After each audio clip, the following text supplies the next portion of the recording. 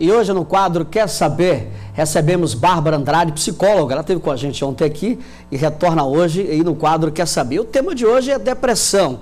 Bárbara, boa tarde, tudo bem? Boa tarde. Bom, inicialmente, quais os principais sintomas da depressão? Os principais sintomas da depressão é o afastamento do sujeito no seu âmbito social.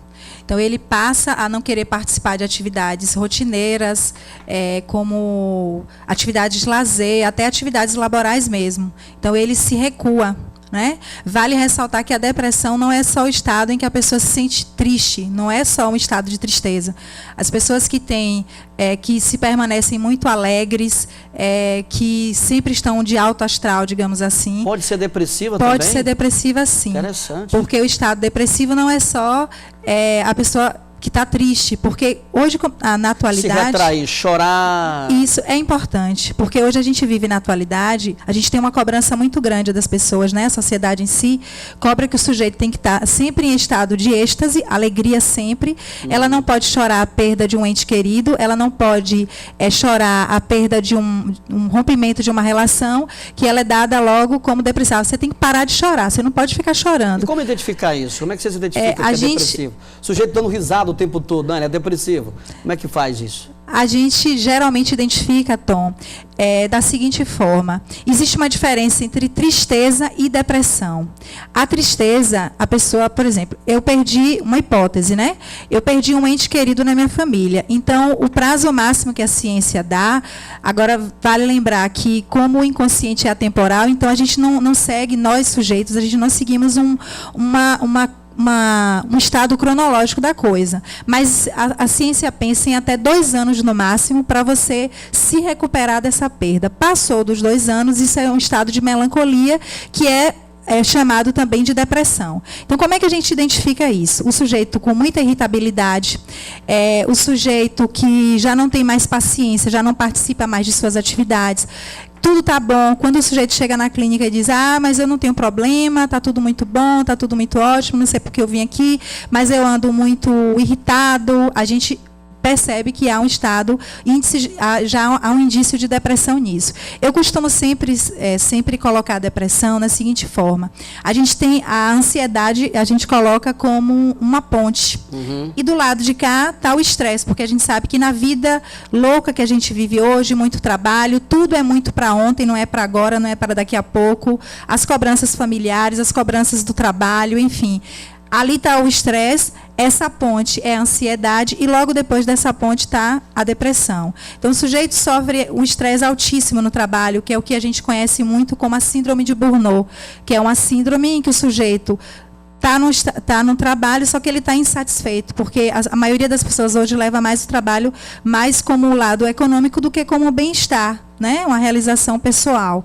A gente vê isso muito nos estudantes, por exemplo. Você quer fazer vestibular de quê? Eu quero fazer medicina. Mas por que você quer fazer medicina? Porque a medicina dá dinheiro, mas não vê a medicina como algo prazeroso. Então, isso é uma cobrança do nosso próprio capitalismo, né? Então, as pessoas não levam o trabalho como algo de prazer. E aí esse estresse se eleva, se eleva, se eleva. Então, o sujeito já não suporta mais. E aí o que acontece? Ele atravessa essa ponte da ansiedade. Então, a gente vê problemas como a obesidade, problemas gástricos, irritabilidade, a pessoa briga muito, eu estou muito feliz. Aí, quando você vai ver o estado de ansiedade dessa pessoa, está autismo, e aí essa ponte, ela atravessa para a depressão. E quais os tratamentos? O tratamento para depressão, em alguns casos, há necessidade de um tratamento medicamentoso. Vale ressaltar que não é o psicólogo que prescreve medicação, porque o psicólogo não tem autorização e não é capacitado para isso. Quem prescreve a medicação é um médico e o especialista para isso é o médico psiquiátrica, né? O psiquiatra que pode fazer a prescrição medicamentosa. O outro tratamento é a terapia. Então, não adianta você tomar o medicamento e você não fazer a terapia sendo acompanhado pelo psicólogo, pelo psicoterapeuta. Então, você tem que fazer essa ligação. Outro tratamento que eu sempre indico aos meus pacientes é você procurar fazer atividades que lhe causem prazer. Não precisa ser uma atividade física. Bom, eu não gosto de academia, porque academia é muito barulho. Vai fazer uma caminhada, uma dança, um pilates, uma acupuntura, né? Então, são formas de você começar a esvaziar o seu potinho. Existem indícios de depressão já na infância? Existe sim. Existe sim. Como detectar isso aí? Quer ver um exemplo assim muito bem que está acontecendo muito na atualidade é as crianças com obesidade, por exemplo. Elas sofrem a exclusão social. É que o que está se falando muito no bullying, né? Uhum. Então essas crianças são exclusas, seja pela questão da obesidade, seja a questão por não acompanhar os outros colegas no seu desenvolvimento escolar. Então isso acaba na criança causando o quê? Ela se exclui. E isso causa nela um certo tipo de ansiedade. Eu não sou aceita pelos meus colegas, né? Então, isso a gente geralmente diagnostica isso muito na escola, porque nós adultos, a gente atua nos nossos sintomas, no trabalho, no meio social. As crianças não, geralmente são na escola que a gente percebe os primeiros sintomas. Bom, eu estou conversando com a psicóloga Bárbara Andrade. Bárbara, e a depressão pós-parto, né? Como identificar? A gente identifica geralmente quando a mãe não tem aquele carinho, aquela afetividade com o filho. Então, há uma rejeição por parte da mãe com o seu bebê, né? Então, a gente percebe isso. Aí, quais são as causas disso? A não aceitação, uma gravidez indesejada, a questão de não se sentir como mulher, de não estar preparada para essa maternidade. Então, são vários sintomas. Muito bem. Bom, eu tenho um relato aqui. O Brasil tem registrado grande número de mortes por suicídio, o que é lamentável, principalmente entre os jovens. O último relatório da Organização Mundial de Saúde, lançado no começo de setembro, aponta que acontece em média um suicídio por hora. Como diminuir esses tristes índices? Qual é a sua opinião? Bom, então eu penso que a qualidade de vida. Hoje a gente tem muito mais quantidade do que qualidade.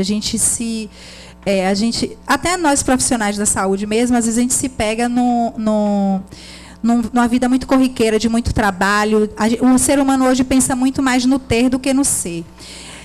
Como é que a gente pode acabar com esses altos índices de depressão? Vale ressaltar que na Europa isso é muito mais alto, o índice é muito maior. Por quê? Porque lá a pessoa não tem esse contato direto. Hoje a gente vive mais no face a face do que no face a face. Então hoje você chega no bar, por exemplo, as pessoas estão mais ligadas na tecnologia. No face a face? Estão mais no face a face do que no face a face. É verdade. Eu chamo isso de autismo contemporâneo. Então você está mais ligada, você se comunica mais com seu amigo via internet do que face a face.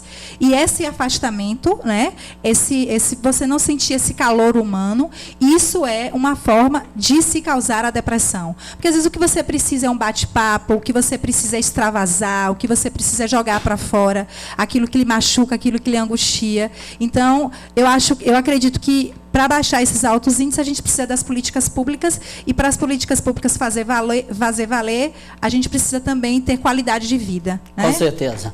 Transtorno bipolar, vamos falar sobre ele. O que é o transtorno bipolar, inicialmente? O transtorno bipolar é considerado um transtorno em que a pessoa, momentaneamente, ela está bem, ela trata o outro normalmente, tudo bom, como vai, e depois, logo em seguida, é como se ela tivesse duas faces, né? E depois ela se torna fica irritada, ela já não tem mais paciência de lidar com o outro, tudo está ruim, tudo não está bom, enfim. Digamos que seria duas faces das coisas. Ao mesmo tempo que está bem, está muito ruim. Então, o transtorno... As pessoas costumam dizer, essa pessoa nunca está bem de verdade, né? Nunca está bem. Ou satisfeita. Geralmente, os especialistas trabalham o transtorno bipolar com a terapia e com a medicação também. Tem alguma relação a bipolaridade com a depressão? Tem. A depressão é um sintoma da bipolaridade, né? E alguns especialistas dizem que o transtorno bipolar é causado pela depressão, outros já dizem que não, que a depressão é causada em decorrência do transtorno bipolar. Aí a gente pensa nessas várias coisas que eu já falei anteriormente, insatisfação no trabalho, insatisfação na faculdade, o sujeito acaba abarcando um monte de atividade, né? O pai e a mãe acham que o filho precisa de muitas atividades, balé, natação, inglês, escola, e esquecem que o momento de afetividade tarefa, né, é fundamental. Verdade. Obrigado pela sua vinda aqui, esses esclarecimentos, tá bom? Muito simpática. Descobrimos a Bárbara recentemente, né? E conduzimos a Bárbara até o programa, porque entendemos que você trabalhou, inclusive, em Salvador com... Já sim, porque eu estou me encaminhando para o mestrado, né? Que eu tenho como objeto de pesquisa adolescentes em conflito com a lei, trabalhei lá, fui passar um tempo, fiquei 2 anos estudando. Tem uma vasta experiência já. E agora eu estou retomando para a minha cidade. Obrigado mais uma vez. Eu que agradeço pelo convite. Forte abraço. O quadro Quer Saber fica por aqui. Nós vamos para um rápido intervalo e voltamos já, não sai daí.